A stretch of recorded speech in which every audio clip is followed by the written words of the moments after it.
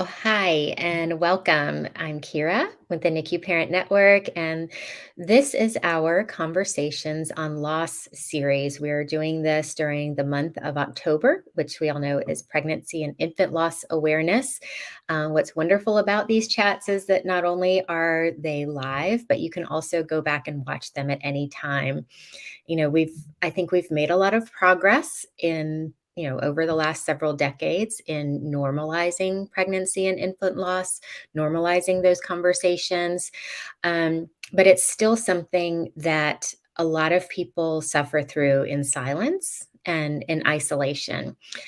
And so, what this conversation series is doing is bringing to light various types of pregnancy and infant loss. So, our first part was actually me telling my experience with multifetal reduction.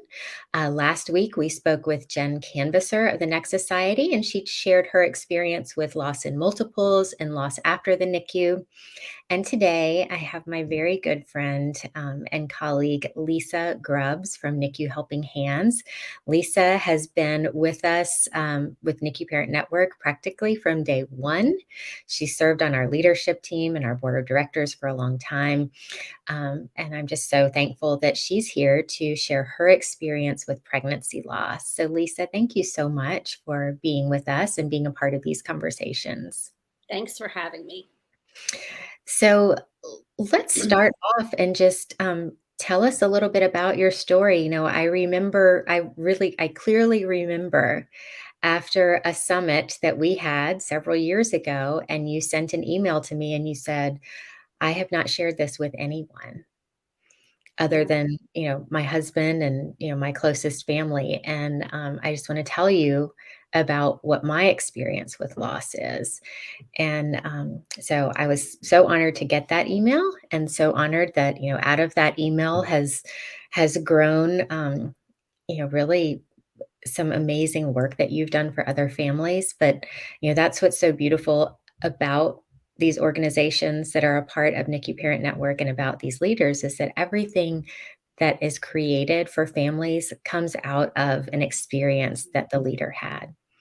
So, if you would just tell us about your pregnancy loss experiences.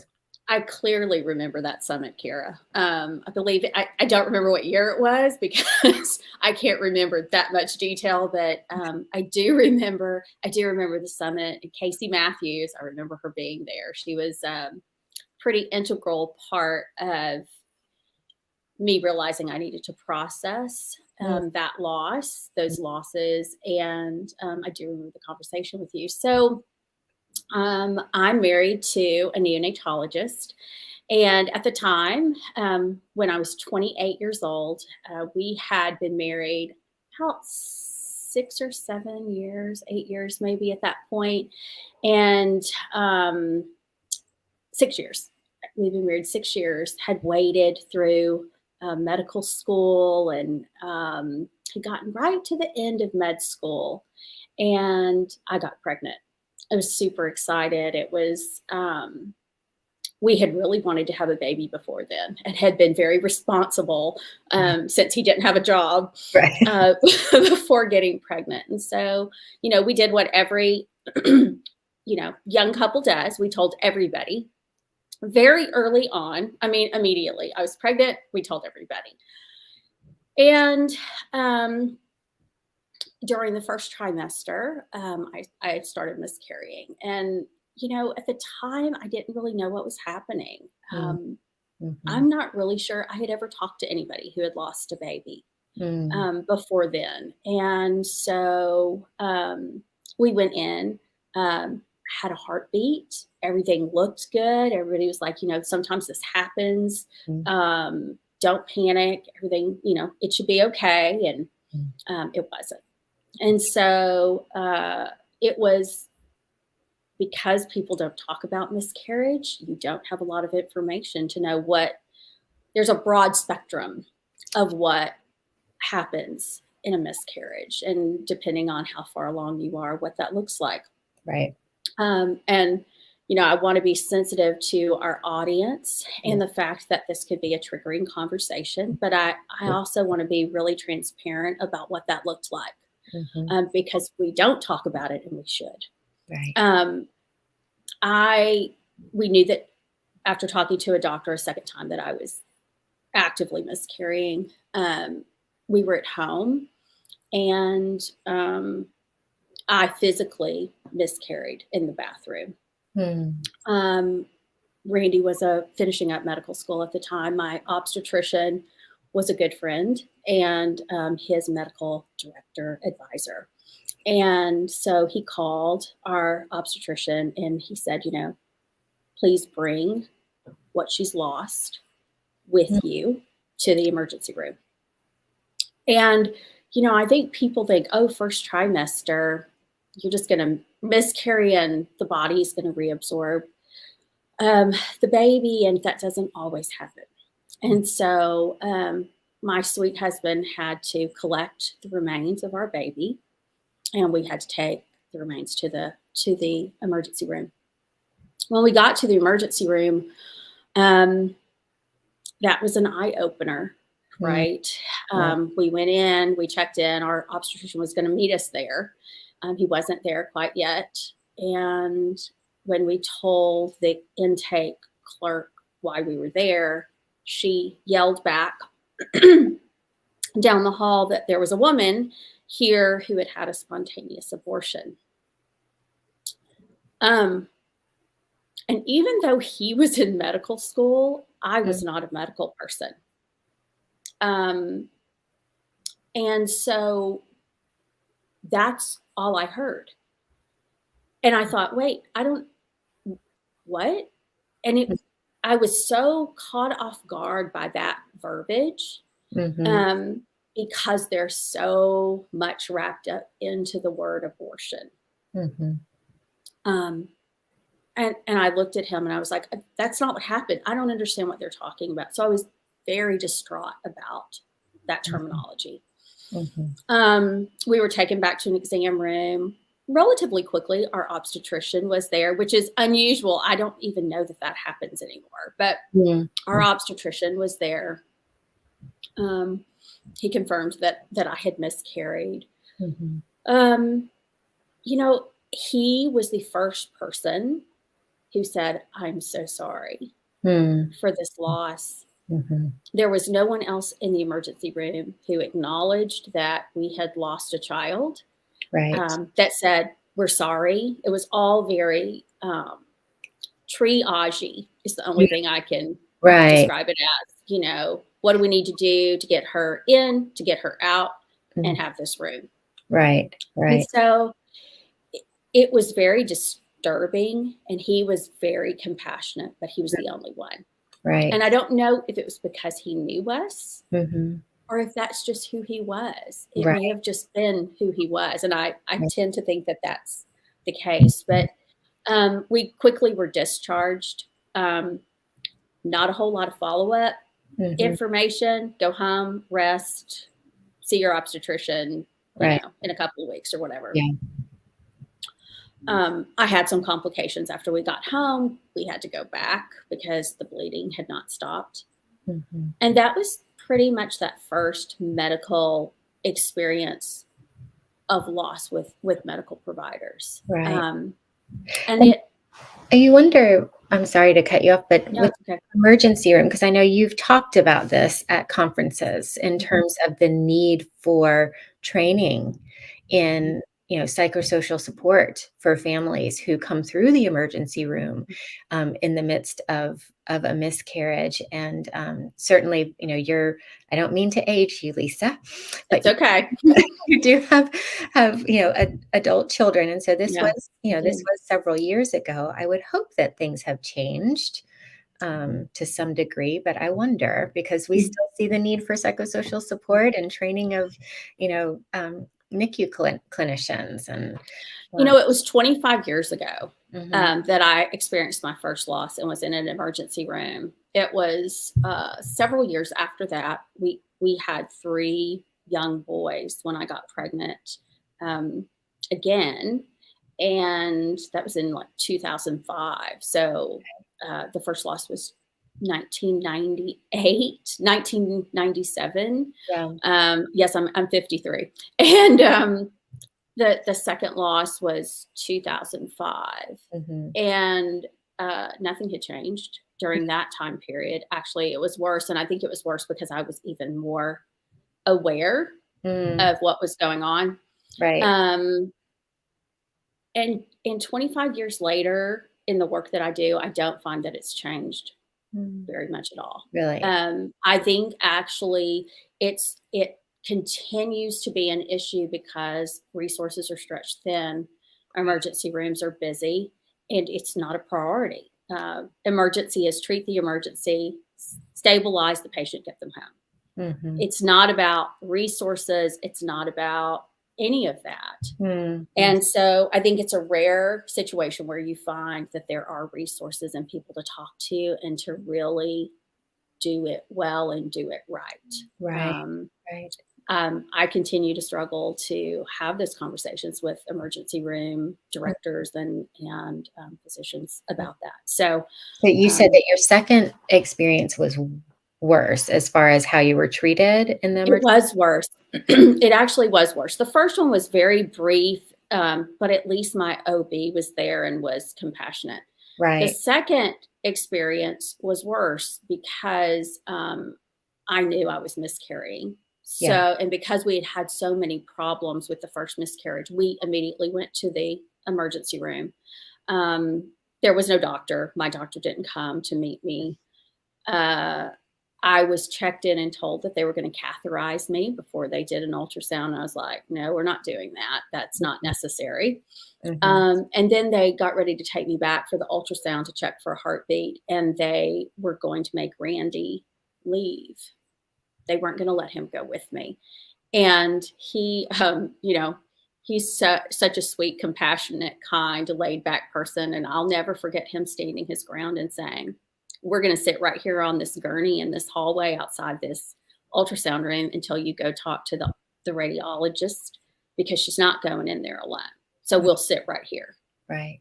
And it took a while, but he went in with me. And the obvious thing is a woman shouldn't have an ultrasound where there's no heartbeat and be alone, Right. right? Right. Right. And so he was adamant about that. Mhm. Um, I wasn't offered anything to clean up with. I actively was bleeding. I ended up discharging myself from the because I was a lot older at that point and really frustrated with the situation. Mhm. Um, there was Mhm. nothing, and I think now looking back, there was never a discussion about would you like the remains of your baby Mhm. to bury Mhm. or to cremate. Right. Would I mean, and there should have been that conversation. I Right. should have been given the opportunity. Every family should be given the opportunity if there are remains Right. to Yeah. to be able to make that decision as parents what you want to do with the remains of your child.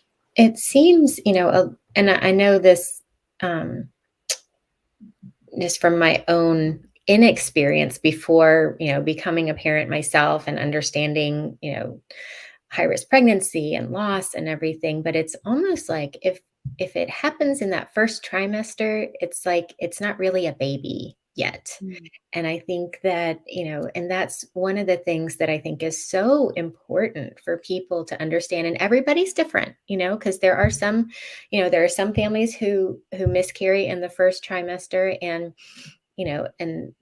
they they don't acknowledge that pregnancy, or they don't acknowledge, that as a child loss, and that is, their personal decision and their personal choice. But those of us that have a first trimester miscarriage, you know, to us, it's a child and it's a loss. Um, I think I shared this with you. So about 4.5 years ago, I was bleeding really heavily, and it wouldn't stop. And I went to my OBGYN, and they scheduled me for a biopsy because they thought, well, maybe it's, uterine cancer or something like that. And Mhm. when I went in for the pre-op, I got a call and they said, we need you to come back because you're pregnant. And I was like, what? there's no way that I'm pregnant. But when I came back, they they said that that's what the urinalysis showed. And so when they did the ultrasound, but there was no heartbeat. But I just remember, and so I had to go in for the DNC and everything like that. And I remember feeling grief, and I thought, why am I grieving about the loss of something I didn't even know I had in the first place? But there was grieving, Yeah. you know? I think there's so much wrapped up into this in a country that is so divided about women having control over making decisions about their body. Mhm. And it's a hot topic, and there's very strong opinions about it. Right. Why are there strong opinions about it? Because we believe somewhere somebody believes that this is a child, Right. and there are people who grieve that loss, and yet I often feel like the same people don't acknowledge the loss of those who lose the babies. Mhm. And I had this experience, and I think it goes to the fact that we have to remember as people that everybody's human and has feelings, and we can't.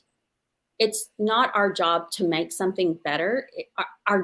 By downplaying it, our job is Right. to Right. acknowledge and Yes. support and have empathy and compassion. And so I remember after our first loss, I really struggled.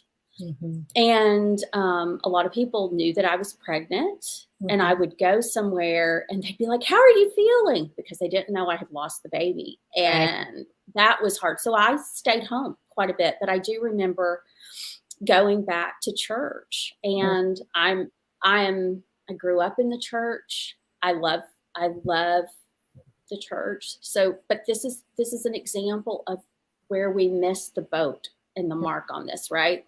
Mm. Um, I went to choir practice and sat down, kind of slipped in and sat down. And this sweet friend who was blooming in pregnancy turned to me and said, "I'm so sorry about you losing the baby." And I thought, "Oh, wow, that's so wonderful." And then in the same breath, she said, "God just didn't mean for you to be a mom yet." Oh my goodness. And I think that when people say things like that, it's not because they're mean or mean to be hurtful. I Right. think it's their discomfort Mhm. with loss Right, for sure. that prompts them to say something that they think is going to make you process it differently or Right. feel better about it. But what it did was I continued to have those kinds of experiences with that first Mhm. loss to Yeah. where it was invalidated. And I thought, there's something wrong with me. Like, I guess really this isn't as big of a deal as I think. Or now I feel weird Mhm. talking about it. So I quit talking about it. Right. Mhm. And Mhm. I didn't talk about it.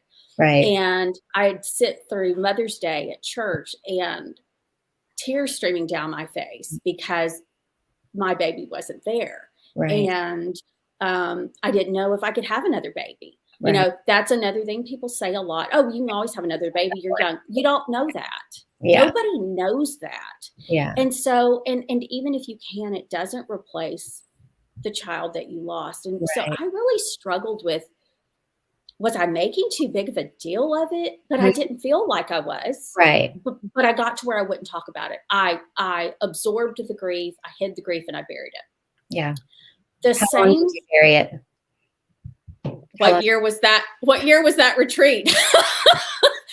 I Yeah. mean, I had 2 losses by that time, Right. right? And so I never even told our children about it. And I remember, this is such a sweet memory. And I was telling you before we started this morning that I had dug through some things and had found something that I had written called Gratitude for Loss, Mm. which is Mhm. a hard place to get to, right? Yeah. When you're grateful for the things that you learned Mm. from loss. Mhm. That doesn't happen immediately, and I don't think anybody should feel like it does or that something's wrong if they don't have that. I mean, I'm 53, I'm 25 years, Yeah. right? Right. But what I I don't even remember our so we have 4 living boys here. We have 2 in heaven, and before our 4th one was born, I remember sitting around a table at dinner one night, and I don't know what Randy and I were talking about, Mhm. but I said something about our other children. Mhm. And I kept talking, and the boys had been talking, while Randy and I were talking, but I realized that it had gotten very quiet, and I kind of looked, and the kids were just looking at me. The boys were just looking at me, and our second oldest Griffin, who has always been a gentle soul and a compassionate heart, he looked at me. And all these years later, it still sort of brings tears to my eyes. But he looked at me and goes, "Mommy, there's more of us." Mm. Mhm. Such a simple question. "Mommy, there's more of us." Mhm. And I was so taken aback by that acknowledgement that there were more and that a little boy could do something that grown adults had not done all those years. Right. There's more of us. And then the onslaught of questions. Were they boy? Do we have brothers or Right. sisters in heaven? What happened to them? How did they die? Why did they die? I mean, it was all the questions Right. that really I needed some adults that were surrounding me at the time to ask me, Right. because what were their names? Mhm. What did you name them? How long have they been gone? Will they be in heaven when I mean, Yeah. it was amazing. And I remember at that point thinking, it is so not okay Mm. what we do to families Right. who lose a baby through miscarriage, because whether you've held a baby in your womb only and they've never taken a breath on this earth, Right. or whether you've held a child and they're Mhm. 24 or 30 or 50, whenever a life passes, we should be able to understand how to meet a need. And in our country, we don't learn that. And Right. and it really, I mean, you go to other cultures and other countries, Mm. and death is talked about Right. it as part of the life cycle. Right. Right. It is part of, Mm. we draw our first breath and we draw our last. Yeah. And how as a culture do we embrace that? Right, it's that, importance of rituals and remembrance Yes. to heal, and that's something that, I've heard, Dr. Sue Hall and Dr. Carol Mhm. Kenner talk about a lot is, in terms of supporting families, is Yeah. helping them to identify what those, Mhm. rituals might be, or, For them. right, For them. for them, Mhm. right. How do you want to remember what's comfortable to you, what's comfortable to your family? Yeah. Um, and I think you're right, that's something that is just interwoven into a lot of other cultures that just isn't in here, which is why it's so important, to have, physicians and Mhm. nurses and peer support, organizations and bereavement support organizations that can step in and help educate, families who are going through a loss about, what you can do, Right.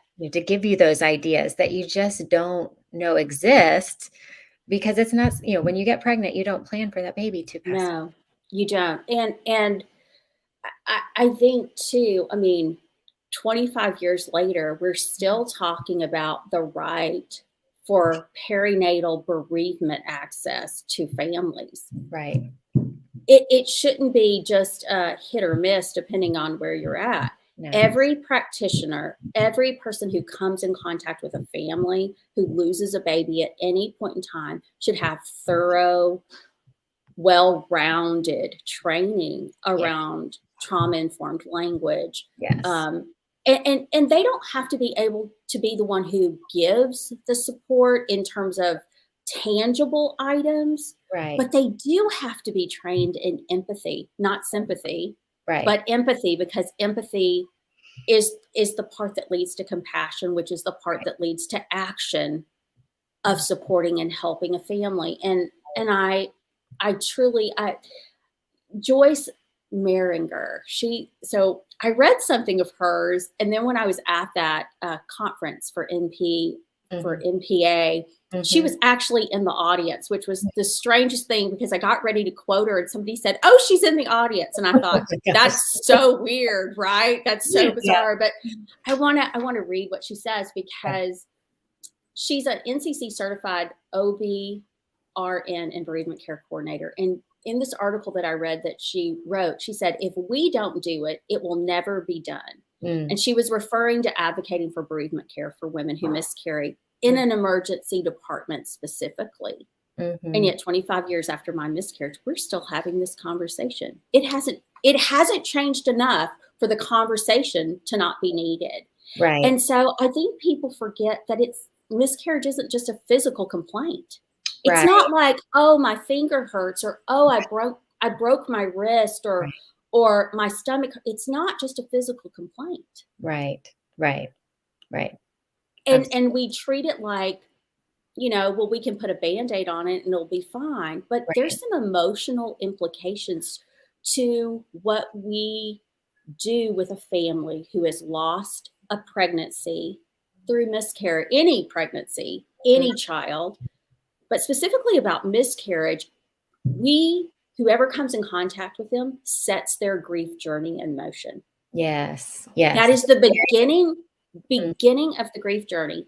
And if we say to them, it doesn't matter, or mhm. we downplay it, or we say, oh, you can have another baby, or honey, Right. it'll be fine. You're young, or you weren't Mhm. meant to be a parent yet. If we say that to people, we are damaging Yeah. their emotional well-being. We are doing harm. We are actively harming them. Right. And Absolutely. that's not okay.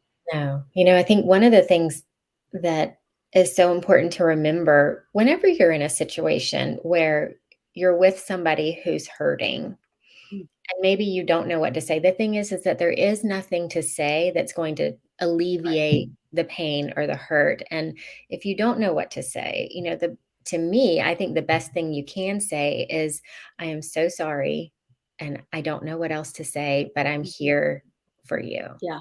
I, And I agree with you. I think Brene Brown says that so well in one of she mhm, has got a great video about yeah, empathy. yes, And she says, when you don't know what to say, it's great to say, whew, I don't know what to say, but I'm so glad you told me. right. I'm so glad you told me because I don't want you to carry that alone. Exactly. And I, Exactly. that because nobody can fix a miscarriage. No, no, Nobody can bring that child back for that family. right. But there's hope in knowing that somebody values your child the way you did. And Yeah. and it's okay that different you touched on this earlier, not everybody views this the same way, Mhm. right? Right. And that's okay.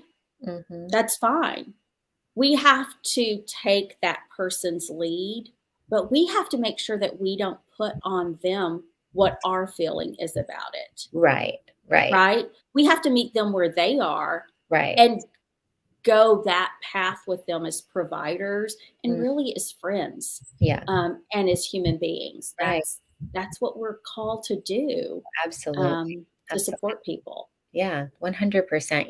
That's the thing too that I think every bereaved parent will say if they are in that space of, acknowledging and wanting to remember is how much it means to them to have an opportunity to talk about their child, Yeah, to be welcomed to talk about them, to share the way that they remember their child. And, it's just creating that space for them in your heart and just letting them know that they're not alone, that that child's life was important no matter how short it was. And again, like you said, that you are there with them. That's yeah. that's really um, one of the keys. So, as we wrap up, I think we could talk for another hour. But you started NICU Helping Hands, as a NICU peer support in the hospital for families, but um, you correct me if I'm wrong, the bereavement and the angel gown program really kind of grew out of the processing of your losses. Is that right? It did. It Yeah. did. I was in the NICU one day walking down the hall, and a mom was bent over this laundry basket of clothes. And as I walked down the hall, she was crying. I could tell she was crying. And I bent down and I said, "What's going on? Can I help you?" And she said, "I just found out that we're going to be withdrawing support, and I need something to bury my baby in, to take pictures of the baby in, and I don't have anything. And so I'm going through the donated clothes here in the NICU." Mhm. And I looked down I looked down at this laundry basket, and it was, little rompers and sleepers from Children's Place and Gymboree and Target, and it just broke my heart. And so we don't do that with our grandparents or our parents when we bury them. We don't use donated hand-me-downs or regular clothes. We pick their finest Right. Their and we favorite. dress their Right. favorite outfit. We have it cleaned and pressed, and we take it and we have them dressed, and it's dignified, and there's respect Mhm. in that moment, because that's a process. And for a parent in the NICU who's never dressed a baby, Yeah. never dressed their child, and we're digging through donated clothing. So Yeah. I called my mom.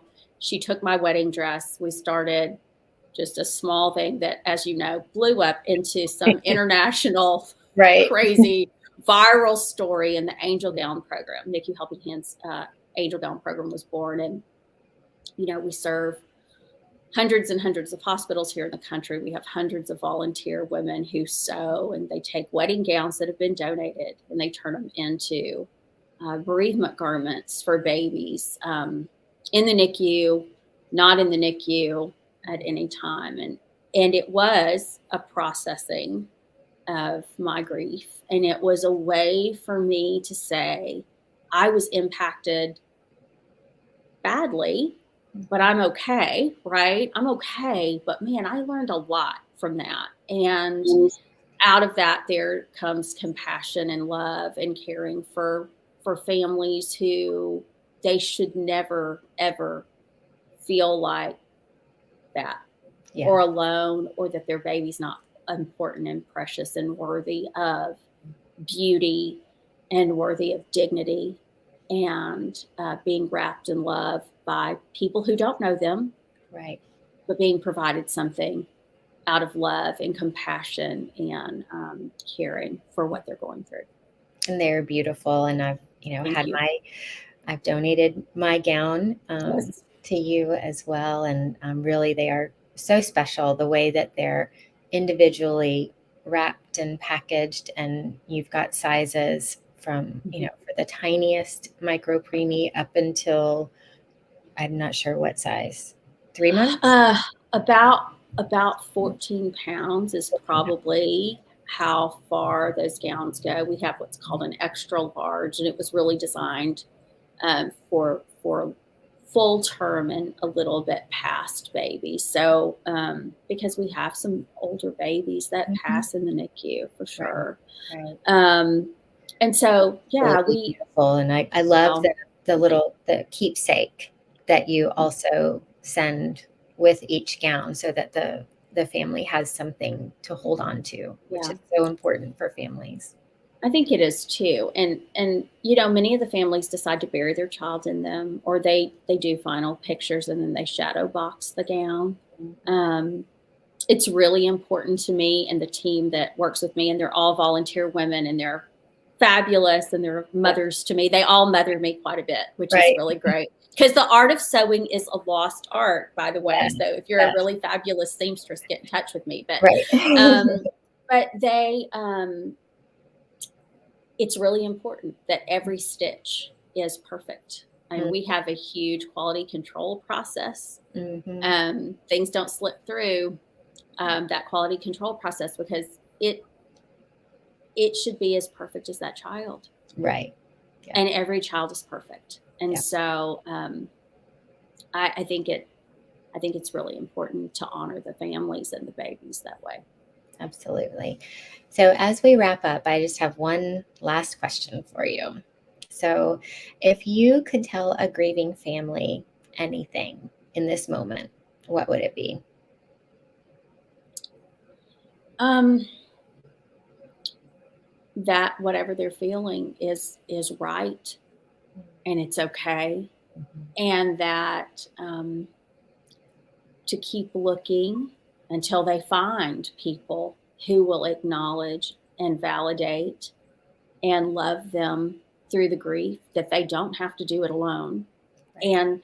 And if they can't find somebody in their inner circle who has gone through it or understands or um, is validating, because sometimes that's hard, right? Mhm. Depending on how old they Sure. are, Sure. what their group looks like, that Mhm. we're here. Yeah. All of us at NICU Parent Networks here, there's some really fabulous, fabulous resources in our country, all across the country, that can help with this. And so I say that they keep talking and asking questions and searching for us, and hopefully it won't take them long to find a community that can wrap their arms around them and support Right. them. Absolutely. Well, that's a beautiful way to end. Thank Thank you you. so much, Lisa, for sharing your stories with us and sharing your wisdom and your hope with other families. And I just appreciate all that you do for families. And thank you so much. Thank you. I appreciate you having this conversation. It's so important. Yes. So we will be back next week with actually the final part of our discussion series, where we will be talking about loss during the NICU. So be on the lookout for that, and we'll see you next week. Thanks for joining. Thank you.